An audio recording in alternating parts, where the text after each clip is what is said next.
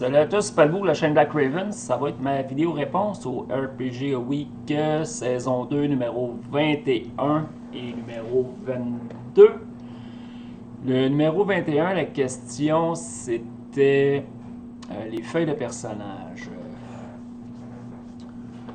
Personnellement, je pense que ma réponse va peut-être être un petit peu différente de celle des autres. Pour moi, ben, ça prend autant de pages que nécessaire. C'est sûr que si tu as 8 pages, c'est peut-être un peu trop. Mais si tu as besoin de 2 pages, 3 pages, j'ai pas de problème avec ça. Je suis rendu quand même à un âge un peu avancé. J'ai plus la vision que j'avais avant. Donc, souvent, on va pogner des feuilles de personnages, puis on dirait que la police de caractère, là, la taille, c'est peut-être 6 ou 8.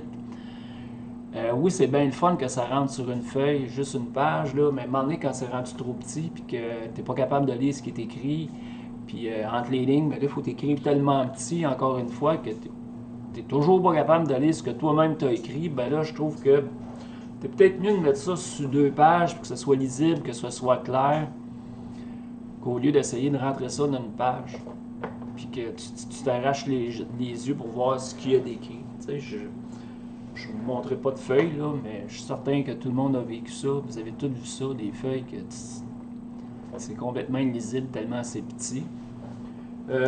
Plus que de pages, je pense que ce qui est important, c'est que la disposition soit bien faite, que les bonnes choses, que ta première page, tu aies toutes les données que tu vas te servir le plus souvent, que l'équipement s'aille sur une autre page, j'ai pas de problème avec ça, ça me dérange pas.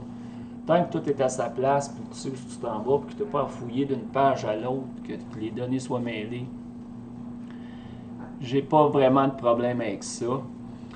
Je vais vous avouer qu'un jeu qui a juste une page ou une moitié de page, en partant, ou une page, mais que tout est très espacé, qu'il n'y a pas grand-chose, je suis pas sûr que le jeu va m'attirer en partant. Parce que j'aime les jeux un peu plus complets. J'aime des personnages un peu plus complets, que tout soit pas nécessairement abstrait.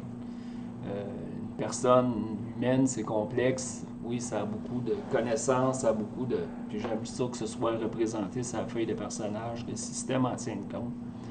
Je pense qu'on peut avoir des personnages complets sans que ce soit nécessairement compliqué à pu finir. Du moins, c'est mon opinion. Fait que voilà, c'est ce que je pense des feuilles de personnages. Comme j'ai dit, j'en montrerai pas. Il y en a des autres qui ont montré plein de feuilles. Fait que voilà, oui, autant que nécessaire, pas trop. 2, 3, je pense que c'est amplement suffisant. Il y a toujours des feuilles de notes qui vont se rajouter à ça. Et pas écrit trop petit non plus, hein, qu'on soit capable de lire sans s'arracher les yeux. C'est ce qui est important pour moi. Fait que voilà, c'était ma réponse pour le numéro 21. Numéro 22. Les chaînes que j'ai découvertes en 2019. Eh boy, des chaînes YouTube, il n'y en a pas tant que ça. Il y a la chaîne de Compteur Xanil qui s'est rajoutée en 2019, qui n'était pas là, je pense, en 2018. Oui, ces vidéos sont toujours tout de pointe, hein, c'est pas long, c'est net, clair et précis. Sinon, une autre chaîne que j'ai découvert en 2019, c'est une chaîne anglophone. J'écoute pas beaucoup de chaînes anglophones. C'est la chaîne de Seth Skarkorski. J'ai bien de la misère avec son nom, désolé, mais je vais mettre un lien en bas de sa chaîne YouTube. Souvent, je trouve que c'est intéressant ce qu'il a à dire. C'est des points de vue peut-être différents, ou il va faire des reviews de jeux qui sont intéressantes aussi. Il y a souvent des personnages qui interviennent dans ces vidéos. Je trouve ça cool, je trouve ça le fun. Fait que c'est pas mal les deux seules chaînes que je peux dire que j'ai découvert en 2019.